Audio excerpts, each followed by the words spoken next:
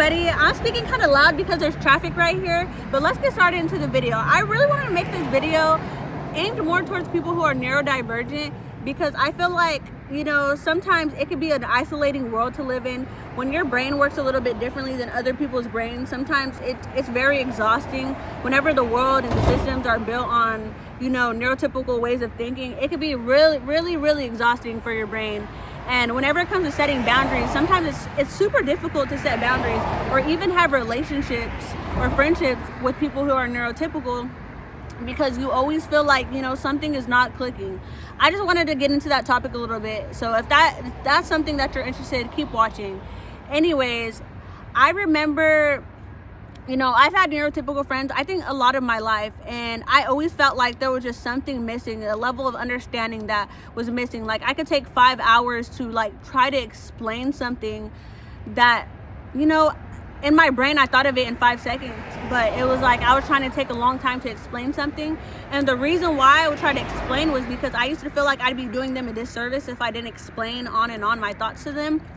But I would notice, like, when people would zone out on me on conversations, or like if I was in a car ride with somebody and we were talking, and I could feel the minute that they, you know, they were like, okay, we've been talking a lot, I just want to listen to music. And it's okay, like sometimes I do like to vibe and listen to music, but I could immediately pick up on little things like that. Like if I'm talking to somebody and we're looking at each other in the eyes, and then I see you move your eyes to the side really quick, my brain cannot help but realize you are not in tune with everything that I am saying, and you're waiting for this conversation to be over because your brain literally doesn't have the capacity to listen to what I'm saying. And I'm not saying that it's anybody's fault for this. Our brains are just wired differently. Sometimes people's brains absolutely don't have the capacity to, you know, intake all the information that you have to give, and that's okay. But I think that with that knowing, you should be more mindful about the people you have in your circle. And I think it's important to educate yourself on neurodivergence and what that's like, and watching videos about it, so you could, you know, put language to what you might be experiencing.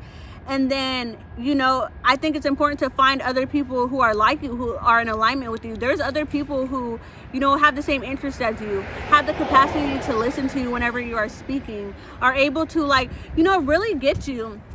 I have this one friend, and I know she's neurodivergent, and whenever I'm speaking to her, it's like I don't have to sit and explain myself and go in circles and like try to break things down A through Z for her to understand. It's just like whenever I say things, she just gets it, and it just makes a lot of sense. And it's never me feeling like, oh, am I talking too much for her? And I don't feel like that, because I know if she didn't have the capacity to listen, she would tell me, I'm in a low vibrational state today. Like if I'm a little bit lower than normal, or if it seems like I'm dozing off, it's just because I'm really tired today. I'm not in a place to really intake a lot of information, but I love spending time with you. And she's very straightforward, very honest, and it's very easy to have a relationship with her, because I don't have to wonder whether or not she's listening to me, or whether or not my life is too much for her. And even if I did need advice, I could be like, instead of just like, you know, dumping on her everything, I could be like, hey girl, like I need advice, or hey girl, I want to talk, or hey girl, something on my mind, can we talk? And she could either tell me yes or no, but I trust that whatever response she gives me will be the honest truth. But then there's some people you come around who are naturally more of like people pleasers, and they don't even realize it. But sometimes, you know, they pretend that they have the capacity for you, and they pretend that they have the ability, you know, to be there for you. And I think that they genuinely think that they have it, but because they're different, or maybe it's because they're neurotypical, they really don't have it. Because the way your brain speed is, it moves really quickly, and it moves, you know, at high speed. Well, what I'm saying is to understand that there is a difference.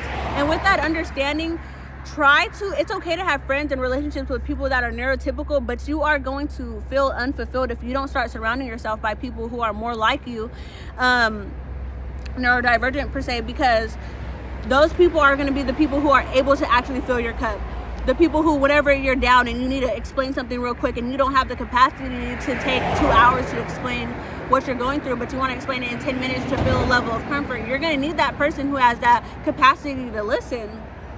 And, you know, I think that it just sometimes boils down to is like, you know, sometimes as a neurodivergent person, the need to mask and fit in is like, it's very extreme. And sometimes you do it with the people you love the most, and you'll do it with neurotypicals, and you'll try to sit there and you'll try to fit in, and really just be there for somebody, and you're masking, you're hiding all your problems.